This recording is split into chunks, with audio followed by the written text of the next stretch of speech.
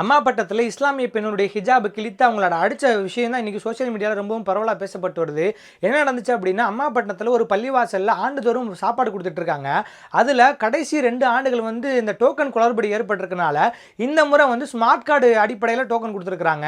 அப்படி இருந்து ஒரு பெண்மணி என்ன செய்கிறாங்க அப்படின்னா, அந்த டோக்கனை ஜெராக்ஸ் எடுத்துகிட்டு சாப்பாடு கொடுங்க அப்படின்னு கேட்டிருக்காங்க. கேட்டவுடனே அந்த மத்தர்கள் என்ன செஞ்சுருக்காங்கன்னா, உனக்கு சாப்பாடுலாம் இல்லை அப்படின்னு சொல்லி அந்த பெண்மணியுடைய ஹிஜாபை பிடிச்சி இழுத்து அவங்கள தாக்கக்கூடிய காட்சியை நம்ம பார்க்குறோம். இதெல்லாம் உண்மையிலே ரொம்ப வன்மையாக கண்டிக்கத்தக்க வேண்டிய விஷயம். யாராக இருந்தாலும் ஹிஜாபு மேலே கை வைக்கிறதுக்கு யாருக்குமே இங்கே உரிமை கிடையாது. அவங்கள ஒன்று திருப்பி அமைச்சிருக்கலாம் அல்லது காவல்துறையிட்ட ஒப்படைச்சிருக்கலாம். நீங்கள் ஒருவர் செய்யக்கூடிய செயல்னால இன்னைக்கு ஒரு சமூகத்திற்கே பெரிய கெட்ட பேராக இருக்குது. அது மட்டும் இல்லாமல் பசித்தவருக்கு உணவளிப்பதான் சிறந்தது. அப்படிப்பட்ட ஒரு கொள்கை கோட்பாட்டில் இருந்துக்கிட்டு ஒரு பெண்மணி சாப்பாடு கேட்டாங்க அப்படிங்கிற ஒரு தவறுக்காக இன்றைக்கு இப்படிப்பட்ட ஒரு காரியத்தை அந்த ஜமாத்துக்காரங்க செஞ்சிருக்கிறது மிகப்பெரும் வன்மையாக கண்டிக்கத்தக்கது, மிகப்பெரும் வருத்தத்திற்குரிய ஒன்று. மருத்துவமனையில் அனுமதிக்கப்பட்டிருக்கிறாங்க. ஜமாத்தர்கள் என்ன செய்யணும்னா, அந்த பெண் மருத்துவமனைக்கு உண்டான முழு செலவையும் பார்க்கணும். இன்னொன்று, அந்த ஜமாத்தின் சார்பாக அந்த சம்பவத்திற்கு வருத்த மன்னிப்பையும் கேட்க வேண்டும் அப்படின்றதான் சோஷியல் மீடியால ஒவ்வொரு மக்களும் இன்னைக்கு கோரிக்கை வச்சிட்டு இருக்காங்க. பத்தி உங்களுடைய கருத்து என்ன அப்படிங்கறத கமெண்ட் செக்ஷன்ல மறக்காம கமெண்ட் பண்ணுங்க.